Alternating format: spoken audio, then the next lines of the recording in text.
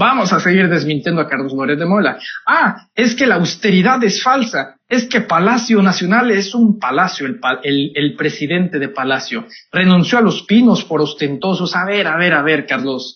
O sea, de veras, leer no hace daño. Ahí puedes, si tú gustas googlear, historia de Los Pinos. Eso sí, nada más no googlees Brian Cogan, porque es el juez que está enjuiciando ahorita a Genaro García Luna, el cual te ordenó hacer un montaje. O sea, cuidado con lo que googlees ahí. Tampoco te recomendamos googlear los montajes o Florence Cassés o demás. Ubícate. Los Pinos, la historia de Los Pinos nace con Lázaro Cárdenas. Lázaro Cárdenas, en su administración, que si no me equivoco es de 1934 a 1940, presidente que inicia la era del presidencialismo, es decir, un periodo donde el presidente concentraba la mayoría del poder, era el poder predilecto, el principal poder ejecutivo, y que a partir de Lázaro Cárdenas los presidentes iban a ejercer las funciones en un periodo sexenal, es decir, de 6 años. Con Lázaro Cárdenas, a partir de don Tata Lázaro, Dios te bendiga, a partir de ahí, él, que tenía un rancho llamado La Hormiga, decide convertirlo en la sede presidencial. Fue a través de ese mismo rancho donde evolucionó y se renombró con Los Pinos. Después todos los presidentes de la República empezaron a vivir en ese rancho, que es Los Pinos, que en primera instancia era el rancho La Hormiga, a Los Pinos. Estamos hablando de Manuel Ávila Camacho, estamos hablando de Miguel Alemán Valdés, de todos los siguientes gobernantes, también de Adolfo López Mateos, de Gustavo Díaz Ordaz, de también Adolfo después de allá, y van muchísimos. Es decir, después de todos los de Lázaro Cárdenas, todo el priismo y los 2 últimos presidentes del PAN y también el último del PRI, es decir, Fox, Calderón y Peña, residieron en Los Pinos.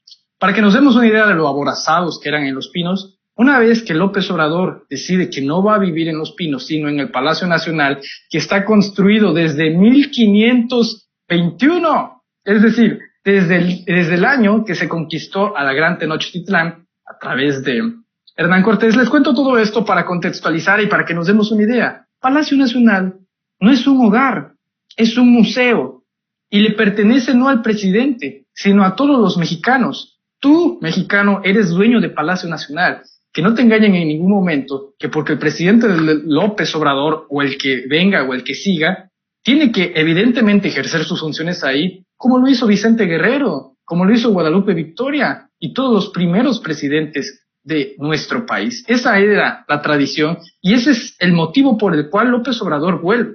Yo les pregunto algo. Palacio Nacional está posicionado estratégicamente en el corazón de México, está enfrente del Zócalo capitalino, pues donde se sitúa la gloriosa bandera mexicana. Yo quiero preguntarles, si Enrique Peña Nieto hubiera vivido en Palacio Nacional, ¿a cuántas protestas hubiera resistido el verdadero Palacio? En el PRI, por ejemplo, cuando vivía Enrique Peña Nieto en Los Pinos, pues él no le iba a preocupar lo que le pasara a Palacio Nacional a través de, por ejemplo, las marchas feministas. Es decir, no le hubiese preocupado porque la protesta nunca hubiera sido en Palacio Nacional. Ni siquiera hubiera llegado a Los Pinos por el consorcio y por el gran equipo de seguridad que tenía el PRI, en gran cambio con el Estado Mayor Presidencial, que bueno, el priismo lo podemos traducir en opresión, represión y, ¿por qué no?, también matanzas. Y ahí está el claro ejemplo, Catenco, de el 2 de octubre de 1968, del famoso halconazo del 71, de también, ¿por qué no decirlo?, el año de 1994, cuando ocurre el magnicidio presidencial, Luis Donaldo Colosio, y también con el levantamiento del Ejército Zapatista. Esa es la forma en la que impera el Partido Revolucionario Institucional.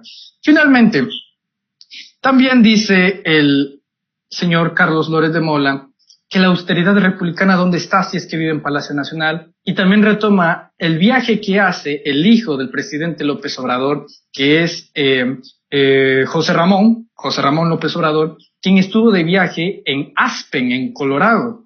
Ya saben que se filtraron estas fotos que compartió el propio José Ramón. Esa es otra. Lo toman como si fuese algo que se tenían que esconder. En cambio, hay que diferenciar muy bien entre el acoso, porque hay otras fotografías donde evidentemente se le ve siguiendo. Eso es nefasto. Muy a top como lo hacen con el subsecretario Hugo López-Gatell. Esa es la forma en la que trabaja la prensa basura, ¿no? A través del acoso.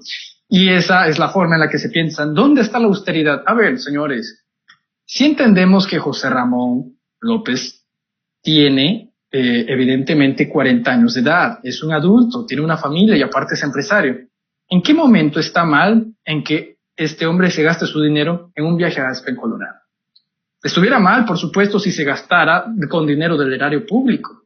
¿Pero qué no fue acaso en el sexenio de Enrique Peña Nieto, donde los grandes y viajes lujosos pues eran justamente a Francia, a Inglaterra, y a donde se juntaban la mayoría, sí, efectivamente, de los amigos de Enrique Peña Nieto y sus familias, a través del subsidio de los impuestos de los mexicanos? Así es como se hacía, así es como se haría, y así es como se podría hacer si es que todavía el Partido Revolucionario Institucional siguiera gobernando.